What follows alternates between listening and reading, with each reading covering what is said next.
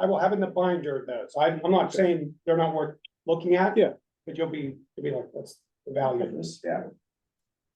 You know, there are apples and apples and oranges. And we can give you their current rate sheets as well, but they're, if you look at Bigliotti bills, when they get in your invoices to be paid, you can see those rates and look at it compared I to. think it might be helpful just to understand what our yearly spend has been though, you know, like over the last couple of years. Like where we're coming in at, because I know this is a quantity bid, as in like if they don't do as much quantity, because you know, then the cost would obviously be less, but just to help understand how it impacts the full budget, that would help me to know. Yeah. What, you know, historically, like what did we At the spend in highest 2020 level. with Bigliotti in total? At the highest level, we crunched all of their invoices for as far back as we could, like a 5-year period. And then came up with averages in the areas. Got it. And then instead of doing it by task, like get animal collection, if you look at their invoices are kind of funny. You know, pothole patching, crack sealing, we imagine the equipment used for that. And then, created hours related to those uses, and then I plugged their rates in to see if the spreadsheets could kind of work. Right. To give me a good sense of what it would look like. And so as we got their numbers in, yeah, I'll do all what you're asking, but I was we wanted to make sure we were building something that's realistic. Right. And that these costs, obviously, as Gavin said, won't be to the penny accurate. They're good for predicting. But yeah, those are all great questions, and I think Michelle and I, between now and Friday's binder, can get you a lot more information to do some comparisons, or maybe not all of them. They may lead to more questions, and we can work on those. Thank you. Okay. I would encourage you to look at the budget narrative too, because the budget narrative is hands down trying to address all these issues. Yeah. Like we spend on various areas, whether it's a vendor or a department. Okay. So a follow-up question to the Public Works bid. Are we doing away with McKinley Landscaping, and will Vigliotti be taking on that work? We structured it that they could. When I arrived at the borough, I have found no evidence that we ever bid McKinley before. And McKinley has been doing it for quite some time. It doesn't take a genius to figure out that landscaping is in Bigliotti's title. Yeah. And they couldn't do it. So we structured a bid for that a lot could be done under the Bigliotti contract. For example, like Soli and some of the other things, theoretically, if you wanted to, you bid it out, and maybe Joe bids or not, or Gavin can advise us to say, well, you know what your hourly rate is for what you can do now. You know, we can have those conversations, but we've never bid out landscaping here. So if council wants to bid landscaping or not, it's really up to them. And we'd have to figure out the quantity of it, you know, what the quantity of the price we spend with McKinley. But we tried to structure a contract to get Joe to give us rates for a variety of things, including, you know, that obviously they do cut grass. They do a lot of grass cutting throughout the borough. They just don't cut the grass at the borough building property. They do the Verizon tower, but they don't do this part. And they do the tree trimming and all the other things that we do with McKinley.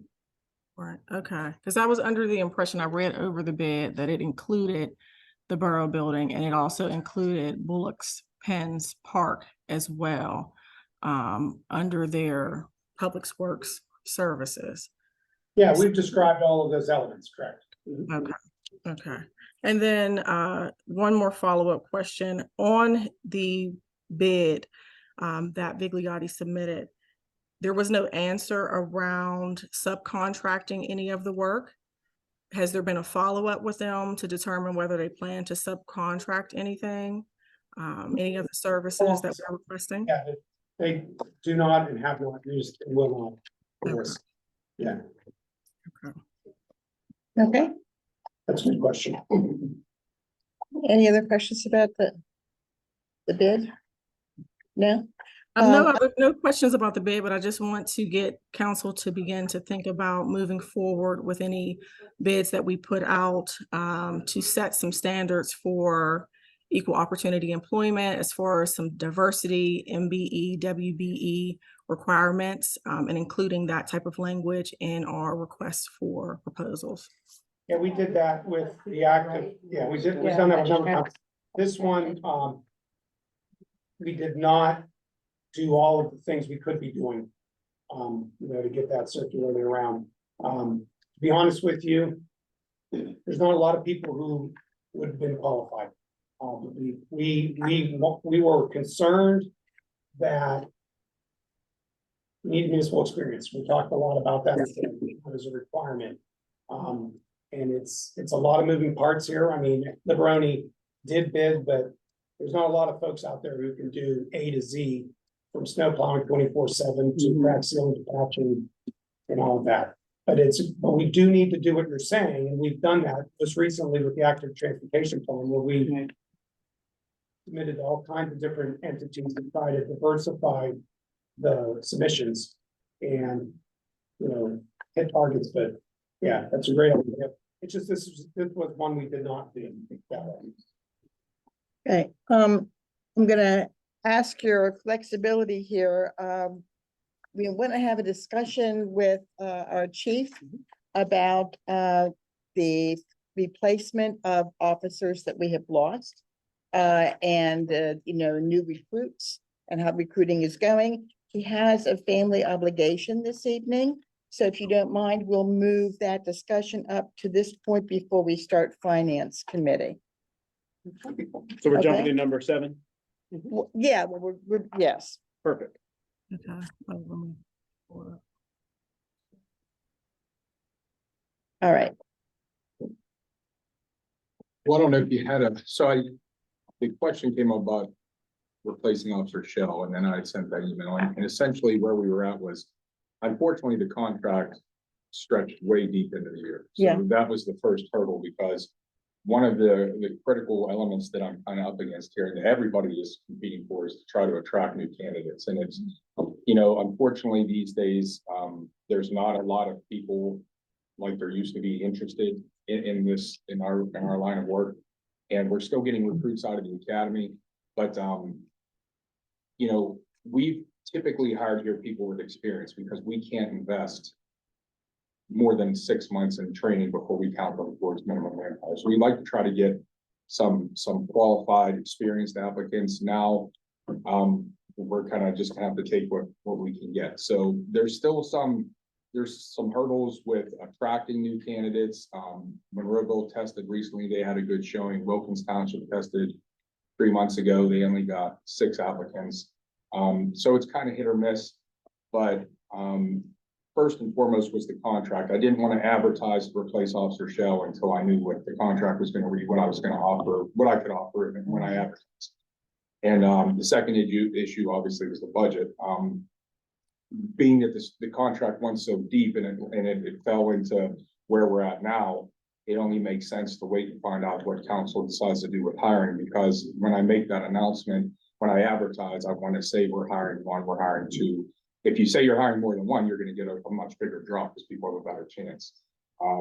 So between the contract and the budget, and then just a couple of weeks ago, as I put in the email, the PCCD offered a new grant, a $14 million federal JAG grant to offer signing bonuses and other stipends to new hires, to candidates. So that helps when you advertise that. And there would be a requirement with that. If we offered, I think it was $5,000 per candidate, and I don't know how many they would have lost per department. I think they go off of your uniform crime reporting, your stats, your budget, your current manpower as to, we'll supply that for 2 new candidates with 1 new candidate. So I submitted that last week. It was a pretty entailed process. I mean, it took several hours. There was probably 17 different pages and there was a lot of stats that had to be pulled and downloaded and submitted. So that was submitted last week. They verified they got it. I don't know what the approval process is. They have to review it, verify that it does meet the criteria before they issue the funds.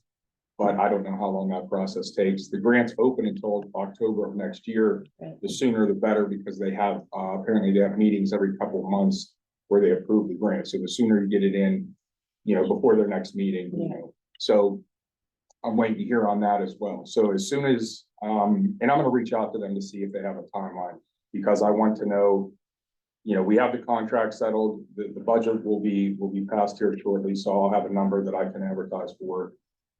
This will be the first time We're testing outside of the cog. This is probably the last 20 years. We usually do So, joint tests. yeah, I was gonna ask about that. Me too. Go ahead. You go first. I know, I guess, why testing outside the cog? I know they just had a test in November and they had 24 applicants for like 7 positions. So they seem Well- to have done pretty well here recently. Well, we advertised with them in, I think it was February.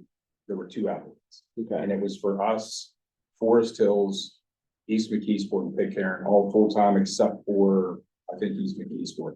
And we got 2 applicants, and the minute they got through the process, Forest Hills made them a contingent offer, kind of circumvented the process, offered them the jobs contingent right up front, started them right away, and then finished the rest of the process. So, Okay. it kind of depends on, like North for Sales. When North for Sales test, they didn't get any applicants the last time. This time they did because they advertised that they're gonna skip the pay scale. Once you are done with your 1 year probation, you go straight to top pay. So that had a bigger draw. So it kind of depends on what departments are hiring. Sometimes there's been 6 of us hiring, sometimes there's only been 3. But the departments that are hiring, when you apply, there might be 24 applicants, but we might only get 4. Because on the application, you have to define who you want to apply for. okay, So even though you got 24 applicants, like in the last one, we had 7 applicants. Well, the one before, not the one where we got 2, the one before we had, where we hired Officer Toth and Officer Sage and Officer Hot. We had, I think we had a total of 9 or 10, and then we eliminated a couple, but only, like, none of them applied for East McKeesport, even though they were part of the testing process. Of 10 applicants, nobody was interested. understood, okay, So I think we had 7 of the 10, so. got it. But yeah, that's basically where we're at. My big concern here is that right now, after Officer Shell left, Officer Hensler went out with shoulder surgery. He's been out since, I think it was August. He's gonna be out. I just talked to him today. He's hoping for the beginning part to middle part of January. His therapy, his recovery is going a lot better than expected, so. Shoulder? Yeah, Yeah.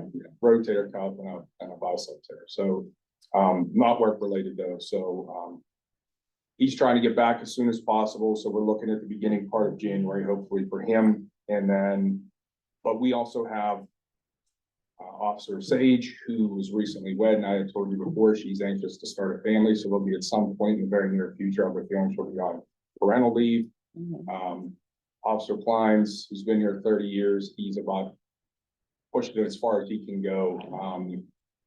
Between family and issues with his knees that he's been dealing with for years. So he's due to have a surgery here later this year, and then that's probably gonna be the end of that. So September, I think we're lucky to keep him until September. So as it stands right now, there's 7 officers and myself. If we replace Officer Shell, I'll get 1 knockout officer back. And if we hire an additional officer, I'll be back to 2 officers for knockout, which I use to cover a lot of. It really helps minimize overtime. It also helps staff shifts to two people on a shift, which right now we're like bare bones, we're working. My bigger concern is that we are so riding the edge right now that all it's gonna take is if Bill wakes up tomorrow and his needs say, we can't do this anymore, we're really, really in a bad way. We had 25 shifts of overtime this past week, and that was between officers being off, officers using vacation. So yeah, we're really riding the cusp of, if one officer goes out with a prolonged illness, or like what happened to Officer Hensler, it puts us in a really, really bad predicament. I would love to see what we currently spend on overtime hours for this year, last year, what the Yeah. trends are. I think that would be really helpful for council, as well as how many hours of special duty were completed in the last Yes. year as well. Special duty isn't really, this year was the first year, it was really sporadic. Are you referring to like special details like Yep. PennDOT and whatnot? Yep. So we had Netflix and HBO, and they were pretty heavy for a while, and then the last few years it's kind of Mhm. dropped off. PennDOT was this project on 22 was the first PennDOT project we had in many years, and it was just a few months this year. We haven't had a PennDOT project in probably at least 4 or 5 years now. So the special detail stuff really is very minimal. But as far as, the regular overtime, like shift overtime, we had 25 shifts last month, I think 24 the month before. Typically, our overtime is very minimal, shift overtime. I mean, we don't have, I'm very lucky here that guys do not abuse sick time at all. Very few call-ups. Because that always starts the domino effect where a guy calls off, a guy gets forced to cover him, so he calls off his next shift, and then it kind of opens Pandora's box. So I've been very fortunate not to have that issue. But as it stands right now, yeah, we had, I think for this month coming up for November payroll, we were right around probably $16,000. And that's, Yeah, I think it would be helpful for council to see the breakdown of month to month for the last year at least. I'd say 2 years, yeah, the last 2 years. Yeah, I have What payroll overtime looks back. like. I think that Payroll, would help. Yeah. I think that would be very crucial in talking about positions. I think council needs to be very aware and needs to have all the information presented in front of them to make the right decision. And without the information, we cannot make the decisions. So I think that's very important for all of us to be transparent and learn. Because we're all learning about this too. We're not all experts. So I think it's helpful that that information is provided to council. yeah, sure, I'll get the last 2 years of payroll, so you can look month to month and compare the years, and then on top of that, it's my bigger above dollars and cents though is the fact that there are a considerable amount of one-man shifts. And it is something I addressed in the letter I wrote a couple months ago Are that, you able to provide that to us as well, like how many one person shifts there are? yeah, I could show you like a schedule and Yeah. I can kind of Yeah. show you, highlight where the one-man shifts That would be are. great. Yeah. Perfect, thank you. Great. Cause I mean, in this day and age, I mean, if you get tied up with, we have a guy working by himself and he gets tied up with an arrest. Yeah. You know, Yeah. now we try to call somebody out on overtime, you know, to help fill in while, you know, early, but, And usually the one person shifts, are they like the whole entire shift or is it just covering like 1 or 2 hours? yeah, it's the whole shit. When I had the knockout officers, I scheduled one of them 11 a.m. to 7 p.m. and then 7 p.m. to 3 a.m. So we had a good portion of the day where, and it wasn't every single day, but it was a good portion of the day where we had 2 officers on, and if one guy took off, I try not to do a too late notice because a lot of these people do have families and kids where I wouldn't say, hey, so-and-so took off 311, I'm sliding you. But, I was able to have far more 2-man shifts. There might've been like from 7 a.m. to 11 a.m., there might've been one guy, or from 3 a.m. to 7 a.m. But for most of the days, most of the shifts, we had 2 guys on, utilizing those 2 knockout guys were critical. And that's what I lost when Hensler went off and then Shell left. Yeah. The 2 knockouts went away, and that's why there's so many open one-man shifts. And how do we compare with municipalities that are similar to our size? Are they, I know everybody's struggling everywhere, but are they mainly one-man shifts now? or- No, well, a lot of them have shift minimums where they're not allowed to work one-man shifts. They have to have 2 officers. And that's kind of a double-edged sword because Swissvale just went to that in their last contract, and I think the officers thought that was a win. It's certainly from an officer safety standpoint and from, you know, a service to the residents, that's a solid thing. However, there's a lot of officers who are kind of regretting the fact that now, you know, if someone takes off and no one can fill that shift, they have to have a second guy, so you get mandated to stay. So I think if you're not over inundated with it, and there's not a lot of call-ups or people who open shifts that they can't fill, it's a nice, you know, it's nice. But when you have people that are, you know, if they have a lot of call-ups or this time of year where people are sick, you have a lot of officers who maybe twice a week get stuck working 16 hours against their will. And then that just starts hitting on morale, on, you know, officer being exhausted and the kids and this, that. It's kind of like the domino effect. It just kind of starts. So I read that is it Elizabethboro? They're dismantling, they voted to dismantle their police Yeah. force. I know almost a majority of them are part-time. Yeah, they had like 10 or 12 part-timers and then the chief was The chief, full-time. But right. it was kind of like one of these scenarios with North Braddock and whatnot, where it really doesn't make sense to have some of these really, really small communities like North Braddock, Rankin, Whitaker. Right now, Braddock has officers working, Rankin, Whitaker, and North Braddock do not. The state police are covering.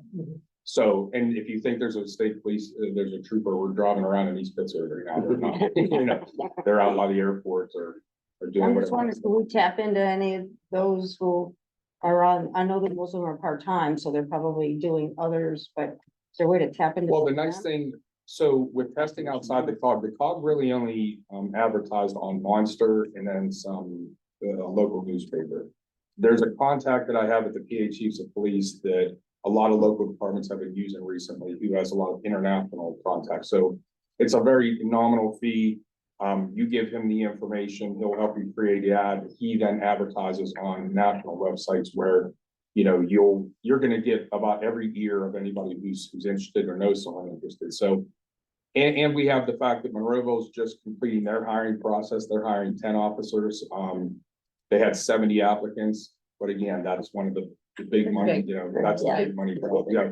So, but there's gonna be a lot of candidates still looking after Monroeville selects their 10. So I'm hoping to kind of rope in some Yeah. of them, you know, but that's why I was waiting for the pay scale and to find out how many we're hiring before I advertise, because if as the pay scale was before 10 years, we're even, to be honest, we're gonna be struggling at 7 years. There's a lot I of know. departments that are 3 that are dropping the pay scale altogether. So it's tough to compete when you're a small department, because the big money departments like that, they're always gonna be able to Yeah. reach out. Anybody have any questions about that pay scale issue? No, okay, But yeah, I mean, that's kind of where we're at. I mean, it's, you know, and like I said, I'll get counsel the last 2 years of the payroll, so you can kind of look at the hours and. Yeah, I'd like to see the payroll and then Shift coverage, Shift yeah, coverage. kind of, yeah. Yeah, and Overtime. the special, special detail. yeah, Yeah. Right, those are. 3, okay. Yep. When do you think you would be able to get those items by? I could probably get them to you tomorrow. I could Oh, probably. Oh, I mean, that's you awesome. get- I wasn't expecting it that early. Yeah. Fantastic. Yeah, I'll make it, I have the mayor's report to do tomorrow, but again, when we're talking about getting, there's a lot of details. That by the workshop, I don't have a lot of numbers from the magistrate and reports and stuff, so. You know, especially when it falls over a weekend, but yeah, I'll work on it tomorrow and I'll get the last 2 years special detail. The special detail primarily, I think the only real special detail is gonna be what we did this year, with PennDOT. Okay. And of course, that's all reimbursed. That's Yes. money that comes Right. back. Yeah, that one's. Yeah, but I'll get that to you tomorrow, and you want me to just send that to all of council? or Yeah, that just- would be great. that'd be That would awesome. That'd be great. Thank you. Thank you very much. yeah, we all have to make the decision, Yes. so, yeah. Everybody, not just me. everybody. Okay. Does I mean, anybody, anybody have any questions? Like, Yeah. I know that we focused on Officer Shell, replacing him. But yeah, I mean, as soon as the budget passes and I have solid numbers, and I'll reach out to the PCCD, see how long that process will take and. Okay. Yeah, so, but yeah, if there's anything you need, you know, just let me know. good, thank you. Thank you so much. Sure. Thank you so Anybody- much. I'll get it all to you tomorrow. Thank I hope we- Thank you very much. Yeah, I can make it. I Yeah. can make it. All Yeah. right, good. Thanks, guys. Thank you. See you later. Okay. Now, that wasn't hard. Finance Committee, Val, That's me. have at it, have at it. Alex? Yeah, so basically, if you look at the agenda on number 6. Where we left off last month was a budget that was nearly balanced with expenses and revenue and no tax increase, and that's what's gonna happen. But we've had a lot of dialogue.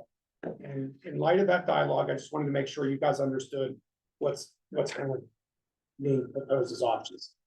Neither of the options I talk about include a tax increase. They're both the same revenue. So revenue is the same, option 1, option 2. What changes is the variables in option 2. And to not make it more complicated, there's just one option. You guys will have to do the math. You don't want to switch out, or there's 3 variables. You take 2 of them, you get rid of the 1, or you take 1 of them, you get rid of the 2, and then you can decide. So if you look at your agenda, and it's on the screen for you at home, option 1, there was a slight more revenue than expenses. And it begins with a balance of over 800,000, which is about 25% of the expenditures for the year. And ends with a similar balance because there's about $21,000 more revenue than expenses. We have a fund balance policy, and what that contemplates is to always have a healthy amount of money so that we don't have to take tax anticipation loans out like some communities do.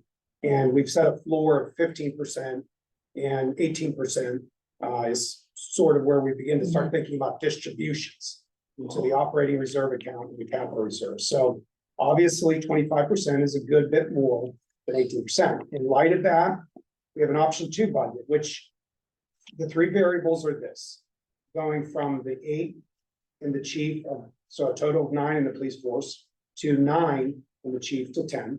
So that's replacing Officer Shell and adding a new patrol officer at the, the entry level position. Second is the public safety specialist.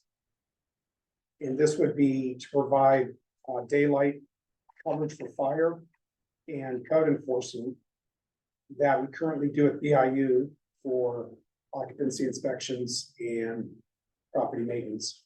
And then lastly, a transfer to the capital reserve fund. I'll let Val kind of address the last meeting we had of the finance committee, which we talked about maybe letting the dust settle and then revisiting these things. Yeah, But if you look at the option 2, it just is this: if you add all 3 of those, you start the year with 800,000. That's about 22.9%. The reason that changed is because the expenditures changed. Remember, it was 25% lowers itself. It's just, the balance is a function of expenditures because you're trying to cover those expenditures, and that's why you do it that way. This one has nearly 300,000 more expenses and revenue.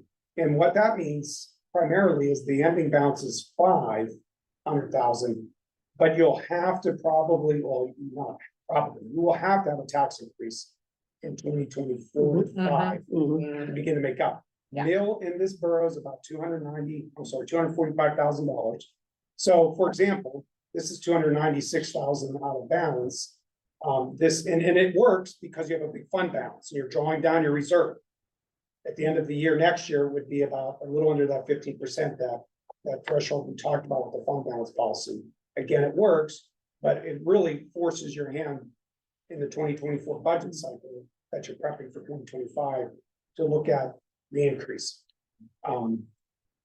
So, in hindsight, with the school district reducing taxes this year, which is probably a blue moon. All right. This might have been the year to do a $500,000, but we did not advertise that. Not that the new council couldn't reopen the budget and advertise a tax change, but at this point, that's not on the table at all, other than, like I just said, you could start to move that in the direction of re-advertise and open up the budget next year. Or be especially at the end of the year.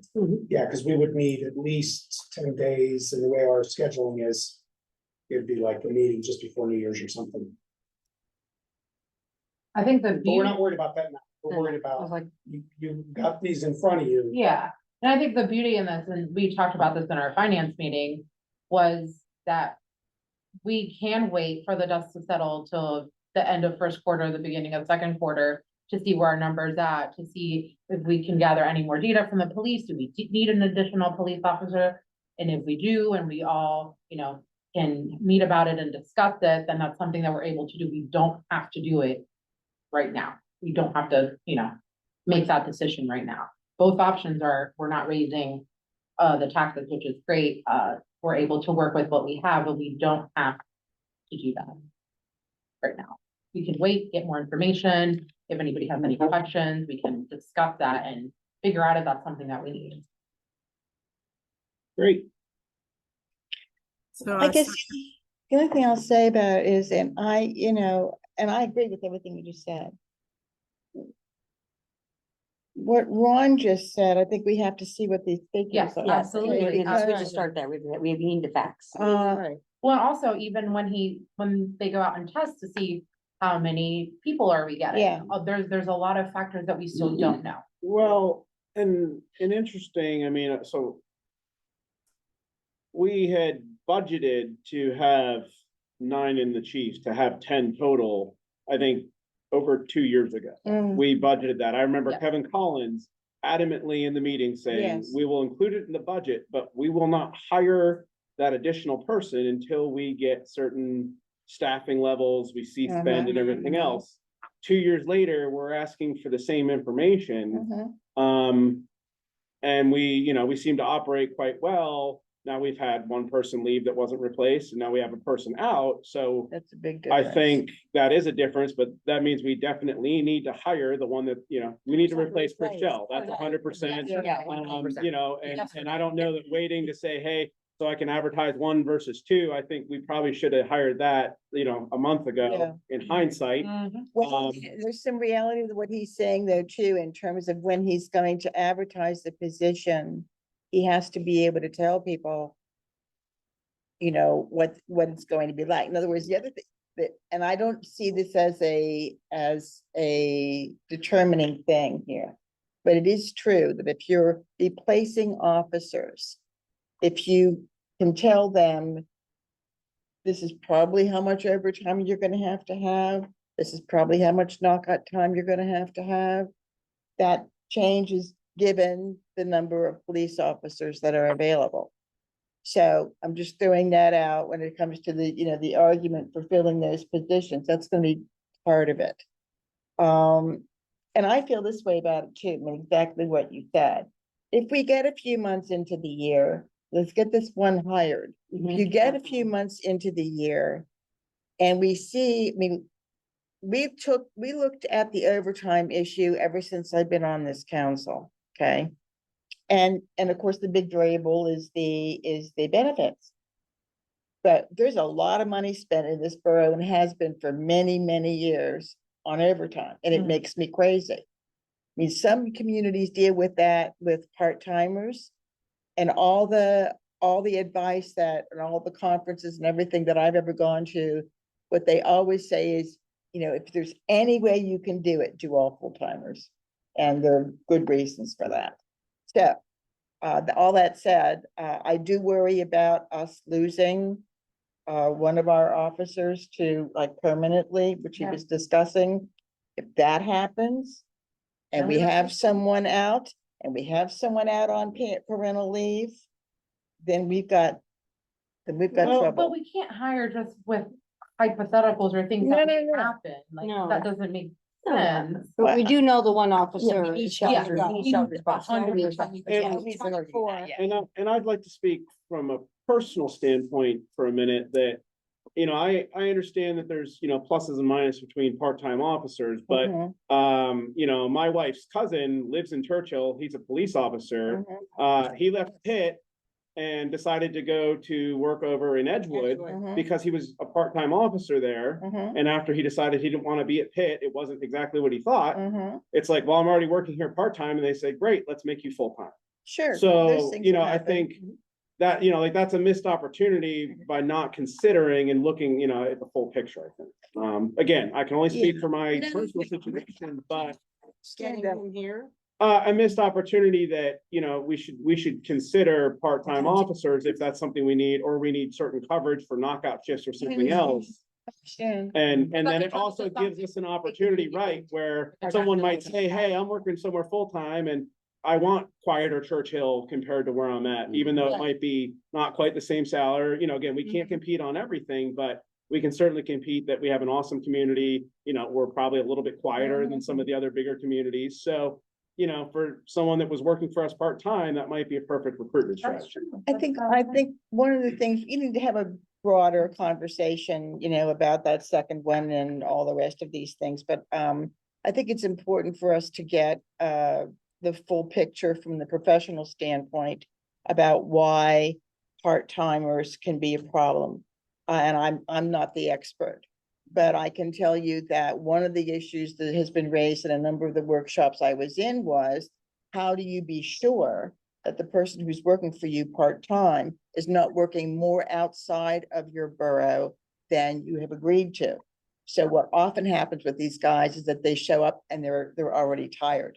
They've already been working somewhere else. You can't control that. And you can't control them. Right. Schedule. So if what you want to do is maximize the amount of money you can make, then you work extra shifts when you're not supposed to somewhere else. So that's just one. Yeah, that's but just the one. flip. But that can happen with a full-time employee. that Right, you're they- forcing a full-time employee Well- to 60. Go ahead, Brooks. Right, so I think that there were some very good points brought up about exploring part-time. I mean, just looking at the printouts that the chief provided back in June, it states that there were some officers that worked part-time at one point in time in their career. So we know that there are officers who are potentially interested in that part-time work. So I think that we should explore that. The budget as of right now includes hiring an officer to replace Officer Shell. And so I think it's great to table moving forward with hiring an additional officer until we are through Q1. I agree. That's fine. If I can say, I really have no problem with the concept of tabling through Q1. My question, though, just to make sure that I heard things correctly, was the chief saying that there was an expectation that we would be losing another officer within the next year? Was he talking about Billy? Okay. Yes. And so does it make sense? And you know, again, I think this doesn't affect the question of Q1 or not Q1, but I think it does affect kind of our planning. Does it make sense to take a proactive stance, recognize that this is more than likely going to happen, and not find yourself again reactive to a point where we lose somebody? You know, like you said, if I heard him right, you know, one knee surgery away from losing Billy. It may make sense to think about that a little more proactively. The other question that I had, just really quickly, looking at the options that were presented, we've talked a lot about the police officer. Could someone just kind of update on what the thought is then to the public safety? I think we're getting there. I think we're talking about the we're just police not first. there yet. Okay.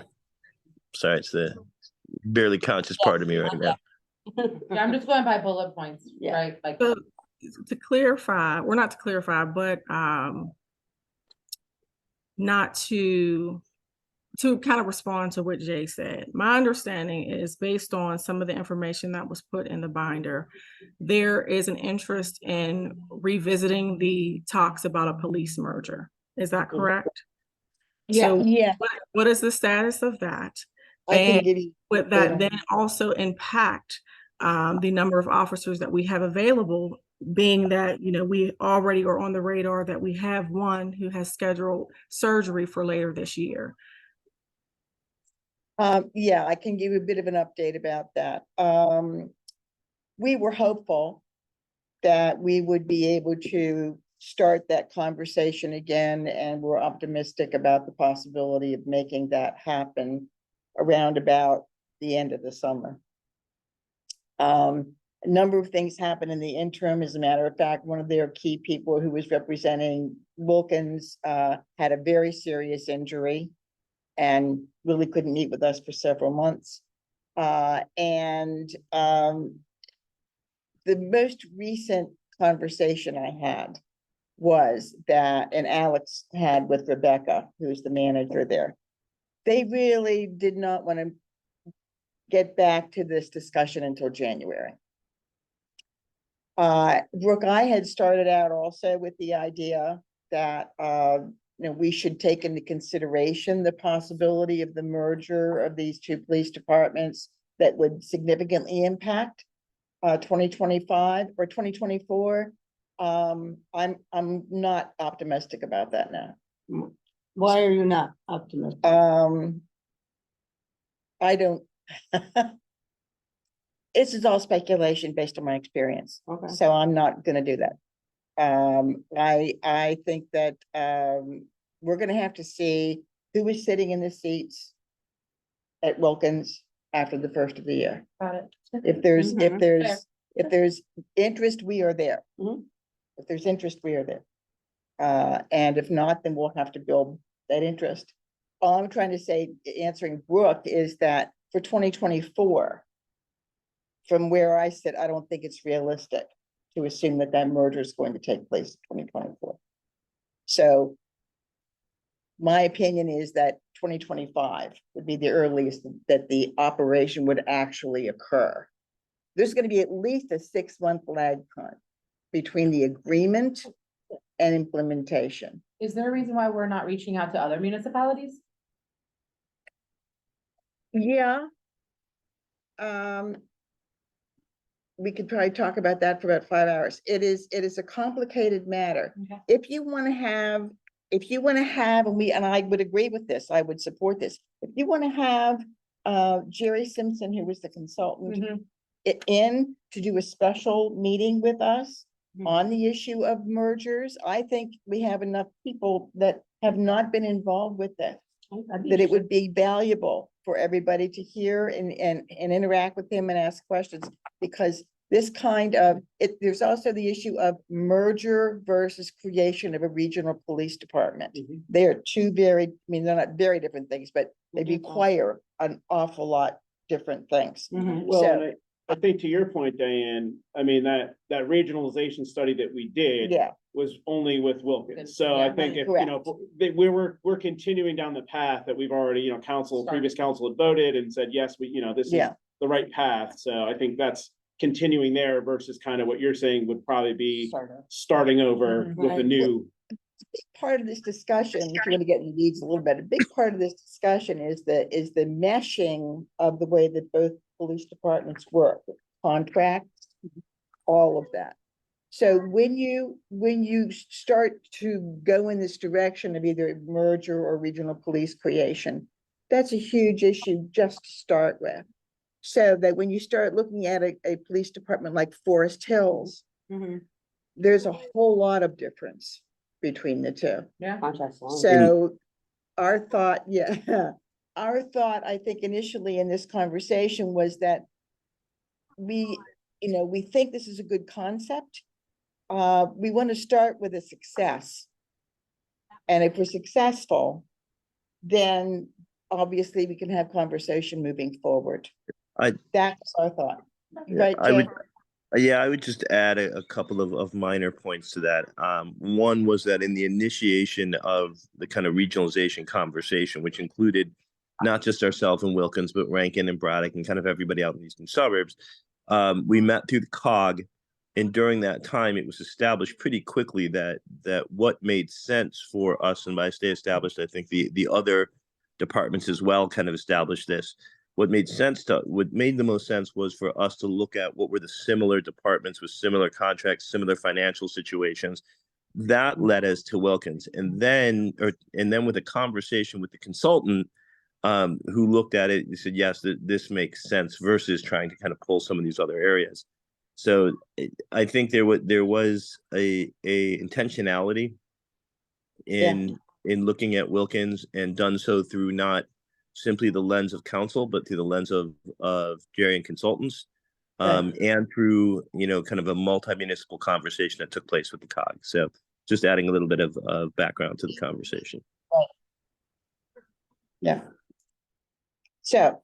Well, I do think we need to revisit it, January. right away in January. Yeah. Yeah. Oh, yeah, I mean, Something there's along, every it will take a intention while. of doing that. Mhm. I don't see, unless I have not heard, I mean, I don't see from anybody on our council that there is any reluctance to renew the conversation. Doesn't No. hurt. Nope. We'll just have to see, when Yeah. Wilkins is ready to have that conversation.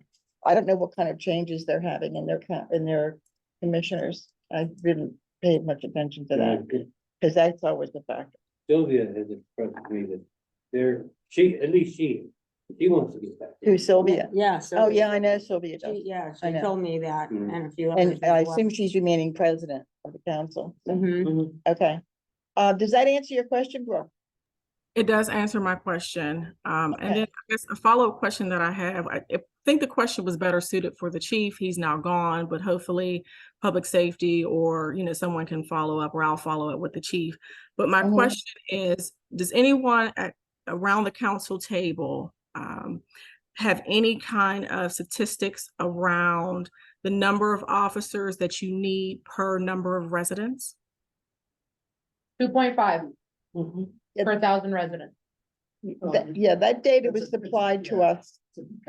Yeah. Yeah. That data was supplied to us. The problem with that model, and again, this gets really deep into the weeds, but this is why we need to talk with Jerry. Yeah. Have you talked to Jerry? Because when you have a really small police department, that can be too skimpy. Mhm. And we discussed that and encountered that in our conversations with the consultant and in our conversations with Wilkins. So, we can talk about that, we can get that information, but that figure's a little troublesome because it really doesn't apply in small police departments. But we can talk about that. We can get that information. So I guess that probably the answer to that, Brooke, is, that has to be studied for us. Okay. Whether or not that is It's not just an economic question right. or a mathematical question as much as a philosophical and level of service question. Yeah. And level of comfort, security question, Mhm. and what's going on around you question. And so my understanding, working with Churchill, was whether it was part-timers and only having full-timers, or the number of officers we had, it was more about the security, the level of safety, and that palatable feel. And that's why I think your questions of gift coverage are so essential. Yeah. Because at the end of the day, what you kind of want to know is a couple things, not only shift coverage, but how much of that shift coverage is spent here or backing up others. Yeah, We've had discussions, for example, that Right. some of the injuries we've had in the last couple of years actually happened outside of our community. absolutely. And the impact our community has had Mhm. of backing up others in their jurisdictions. So there's Good a point. lot to this, and Brooke, I love the question, but it really will come down to not an easy economic, scientific, measurable answer. It will come Right. down to the council's philosophy of level of comfort and Mhm. service. And I would just add that we've had this conversation and will again, I am sure, because it's part of the healthy part of council making this decision, multiple times in different frameworks. And so sometimes, we look at this and we have said, what is the level of service that our residents desire, right? What is the level of visibility that creates a feeling of safety for our residents, that makes us a community that makes people want to move to? If you never see an officer, how do you feel about that? If you see one driving that waves to you, how do you feel about that? So those things, while may not fit into the kind of hard economic model, have been discussed and had value. The other thing that Diane is speaking to, is the idea, that the scale changes on the size of the community, right? Right. So Right. if you think about 2.5, if you think about the numbers and you are Chalfont, then I guess you don't need an officer at all, right? There's a reality to the larger and smaller that you are, that those numbers start to actually increase when you're smaller, not decrease when you're smaller, because just you're not going to get the service. And there's a couple other models about what's the amount of road that you have, right? How much coverage do you have? If you've got a large rural community that only has 1,000 people, but it's a really large area, you can't get from one side to the other, you're in a different scenario. So all those things go into it, is what I'm saying. And it's something that I think deserves, to your point, Val, a robust debate to determine as council, right? What is the position we're taking on this? Are we taking a hard number position? Is that kind of who we are as a community? So it's 2.5. Are we taking a position of what the community feels, so that there's a visibility in less than one man coverage? All that goes into it. So I just wanted to bring that up. So Right, with the yeah. 2.5 model, having a chief and 8 officers would be above that standard, just to make a point to that. And that's one of the reasons why I was asking the question about, do we have stats on what is recommended for the number of officers per the number of residents that you have? So if we were to fulfill the vacancy with hiring an officer, having the chief, then also looking at what's going to happen with the other officer who potentially may be leaving due to surgery, having a staff of 8 patrolmen and 1 chief would be good coverage. But that's for us to study a little bit more so that you can feel comfortable with that position. But that is what I'm understanding. Yeah, I think the other thing there too, which caught my attention, the whole business of 2 officers per shift, Right. which is a real situation. And along with that, it's the business of who's doing what for whom. We're now in a situation where not everybody, but some of our surrounding neighbors are also having difficulty filling positions. So our people are being called more and more into Wilkinsburg, more and more into Forest Hills, more and more into areas where, to put it lightly, they can be delayed for long periods of time if they get engaged. So that's all part of the mix, part of the discussion as well. It leaves us uncovered. Yeah, Yeah.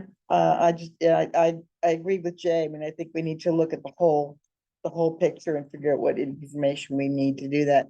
I see, some kind of a special session, first of the year to get Chief Simpson in here and really have a good, And we can include the binder, in the binder.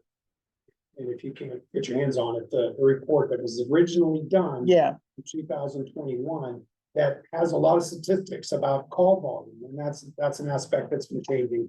yeah, Because that drives demand, right? That is your measurement of demand. that's right. Also, reportable crime statistics are in that report, so we don't need to reinvent a lot of the wheel, but we do Right. constantly have to be learning what we already have in hand, and that report was done by the state. And it's 2021, so it's, DCED, yeah, it's got some yeah. pretty recent data to it. And yeah, that was the report that was just us and Will. That's right. It wasn't anyone else that's right, looking at it, but it gave you some standards right. to think about. yeah. Then we would have to take a look at where, I mean, COVID did so much, in so many ways. I have no way of knowing, I have no data in front of me Yeah. about all that has happened in that regard since COVID. And that was, our report was before that. So anyway, with the good idea, Alex. Okay, is there anything else you want to talk about, other than the second position? Reading the code. Yeah. This public safety. Yeah, the public safety Yeah, let's talk position. about the public safety section. Okay, I think the important thing to know, or several important things to know about this. One is that, did everybody get a chance to read the job description that was put in your binder recently? Yep. Because that is a much more accurate description of what this person's responsibilities would be than the original job description that was created. I think if you read the details of that job description, you will see that this is more than just a person who goes to doors about, gutters falling down. So the whole business of code enforcement in Churchill, I would tell you that Churchill used to have their own code enforcer. I came on the council shortly after that. And over 10 years, we have tried many different ways to cover this need. And that includes working through the COG, working through other municipalities, so on and so forth. It has been, to say inadequate. As a result, we have a situation here in our borough where we are constantly hearing about properties that are not being properly maintained. And our citizens should not be in a position of having to live beside or across the street from a place that looks dilapidated and is inferior property, and that is going to affect their property values when they go to sell their property. So that's a big issue for me. Now, as far as the COG is concerned, Well, can I stop you for a second? Diane? sure, I guess as far as that goes, I mean, I don't hear that from the people that I talk to in the community, so. You don't? No, I actually do. I do. oh, I mean, The I property don't. down at the end of your street was Mhm. one of the most horrific situations we ever dealt with in Which terms one's of that? people being, the one right at the curve. Oh, on the. Yeah. Yeah. That went No. on for years and years and years. And the neighbors were understandably extremely upset. And you have to, it's not like, if you don't have one of these places in front of you or Then you don't beside have- you, you might not pay much attention. But if it's next to you, we just had another one a couple of weeks ago. where we had, neighbors calling and saying, I hate to make a problem, but this is attracting vermin in the back of this yard. Something has to be done. There are holes getting into the houses, vermin getting into the houses. So are those being reported, or is that just where people are telling their neighbors or people on no, council, people are but it's not calling- actually being? people are No, calling they're, and they're calling in. yeah, Yeah. can you please do I'm- something about this? Yeah. Jay, you probably have heard more than I have. No, I I think give my Ashley fair- I has give my too. fair Yeah, share. Ashley has I too. think Paul and Ashley have, yeah.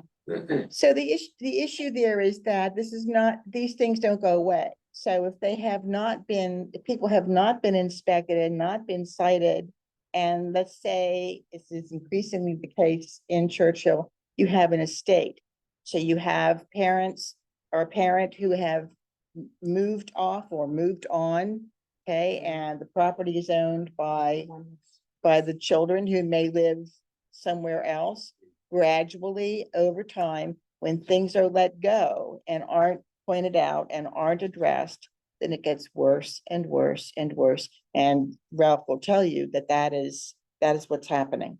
And he sees it. He's watched this community for a long time. And he sees evidence of it all over. So that's the first thing, is the code enforcement part of it. The second part of it is the fire issue. I don't want to go overboard on this, but we, along with many other communities, are up against the wall when it comes to volunteer firefighters. And that is no different here. Our largest volume of calls is during the day. And people who are working full-time during the day cannot volunteer to be firefighters in the middle of the day. So recruiting is a huge challenge, particularly for the daytime. And we have, which is a whole other issue, I live right down here, so I hear every siren. And it's every single day almost. There was another accident at this curve on the Parkway. Oh, yes. And we are responsible for addressing that. That is both fire and police, okay, have to go out there. And there's no, if there's any other fire, if there's any other problem anywhere else in the neighborhood, we have to depend on other fire departments to respond to that. And it's not a good situation. So second role of this person we're talking about is to be certified, to be able to provide support and backup in fire. And, to my mind, that is really crucial. The third issue is, we have a person in Ralph Zatlin who has been beloved in this community for many years. He's done a fantastic job, and he doesn't ask for really much of anything except equipment. But Ralph, like the rest of us, is going to, at some point here in the not too distant future, have a right to implement his retirement plan. Whatever he wants to do with his family. Waiting for 6 weeks of advance notice and then trying to bring somebody in to do the job that he does here. And if you don't know everything he does, that's another conversation we should have. So this is a three-pronged position. And it is something that I hope the council considers in terms of all three of the functions, because somebody's going to have to perform these functions, all three of them. And we need to talk then about how all three of them can be addressed, because the fire situation is crucial. So on that last issue, did Ralph give an indication of when he's planning to retire? I hate to No. talk about I'm not going to talk about people's private things here, Matt. I'm not going to do that.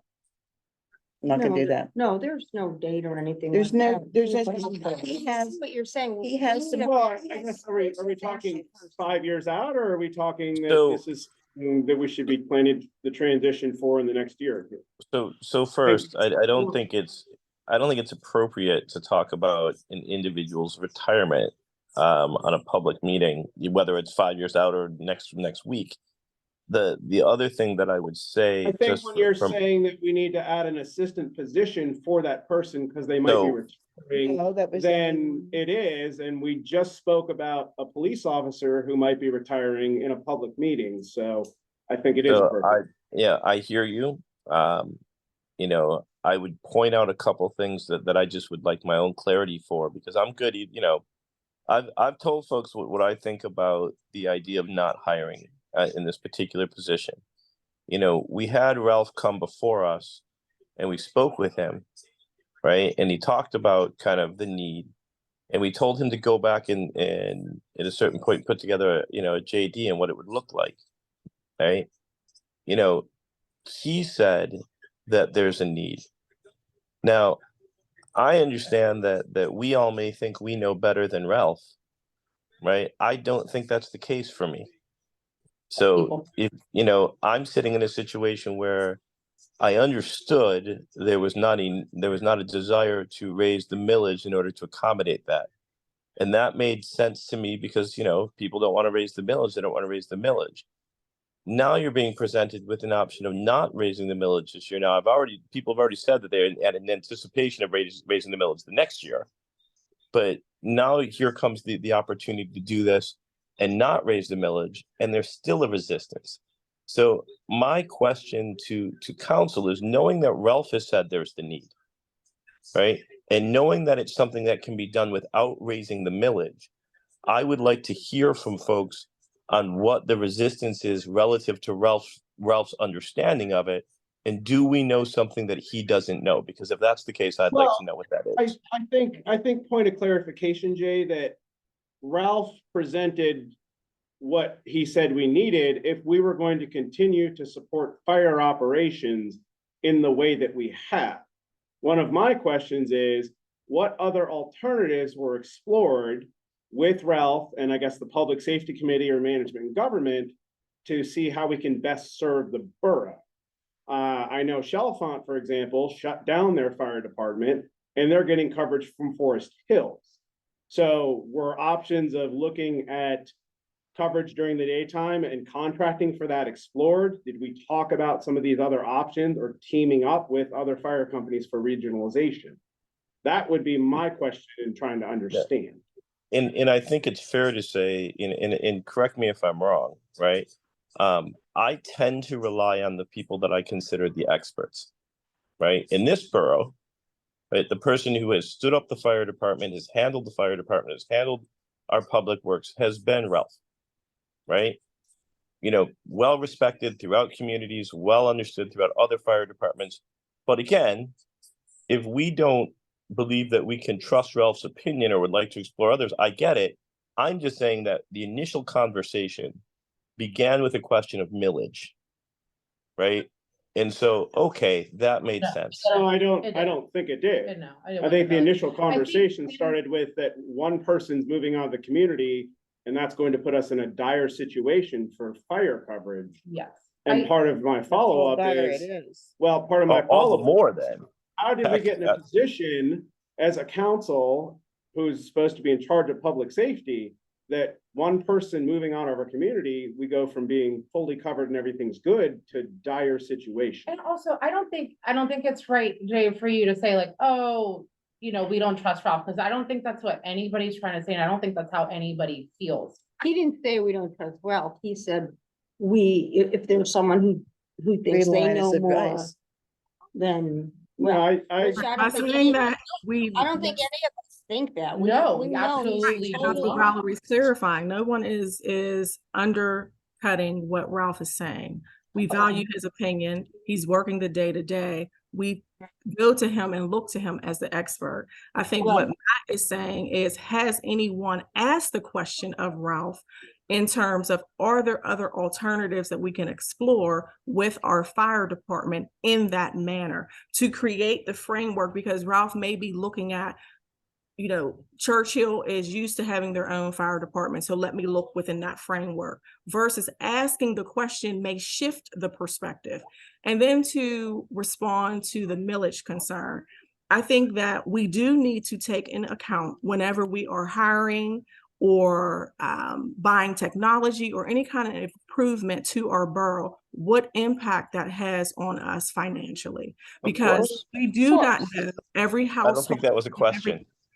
Well, let me, we don't know every household and we don't know what people are dealing with financially. So we do need to be cognizant of that when we are making decisions. As far as hiring a public safety specialist, while we are able to do that this year, it was stated that it would put us in position to have to raise the millage potentially next year. I would Yeah. not like to make a decision, a knee-jerk decision that is not fully planned out, fully researched, and looking at all the different avenues that we can explore to ensure that we're not making a decision now that pushes us towards increasing the millage next year. Let's Let try to me- figure out how to be fiscally responsible with the money that we have, look at all the resources that are available before we make that kind of decision. I have something to say real quick. I understand the need for this position. My concern for this specific position is that I don't think that we are going to be able to properly do code enforcement and fire Oh. in one position. Okay, Why, Can why I- do you can feel I- that way can though? I respond to Matt first to get back to Because we're something that- talking about like the need of code enforcement and how we need somebody full-time because all of these things that are happening. And we need daytime coverage, like that Well, it's the seems like. it's the flexibility. That's the issue So- is, if you have to go respond to a fire, okay, in the middle of the day, the question is, how much does that set you back in code enforcement? It's not a cut and dried, 1 to 3, you're gonna be on fire, and it's much more fluid than that, like a lot of the things that people in this borough do, there's a lot of different things. If I can just for a So, second, Well, I want sorry, to back to but answering I your have a question question. about that you just brought up is, Yeah, what happens the first time that person's meeting with somebody for an occupancy inspection who's moving into the borough yeah. and the fire alarm goes off? Are they leaving that meeting and saying, sorry, I have to go to the fire call? That's way too far in the weeds for me right now, but I think Well, I think that's important because I- that goes to level of I want to service. I want to and- answer your question Okay. about fire, okay? Ralph has been involved for the last at least 2 years in discussions with people from Connect, in discussions with the COG. He met with a group of people with the new fire chief for the state of Pennsylvania, okay? This is an issue, a huge issue across the Commonwealth. It is. And the discussion about merger, there's no fire chief that I know that isn't interested in looking at merger. It's gonna be essential, okay? It is. But the mechanics of doing that are based on the ability to get enough volunteer firefighters to begin with. Let me give you one thing. If you can't get to a house fire within 5 minutes, you are not gonna save lives. Just that simple. So if you're merging with other fire departments, even if you're merging, the equipment that you have, the place that your firefighters are located is terribly important, because we can't ask someone from Turtle Creek, okay, to come over to a fire in Blackridge and expect them to get there in 5 minutes. That's the problem with merger. So at the base of it all, you're still looking Where- at not having enough volunteers. But where does that 5-minute statistic come from? Because that's not what I've heard at any of the Connect meetings. So Well, where again, is that 5-minute I'm level? talking service? to the person who's going in the truck and going to the house, and that is Yeah. apparently the standard. I'm sorry, Jay, go ahead. I was gonna say, so this again goes to who we should be defaulting to in the expertise, right? What concerns me, right, is we have an expert, right? The expert has been, as you heard from Diane, right, not siloed in their own world at Churchill, right?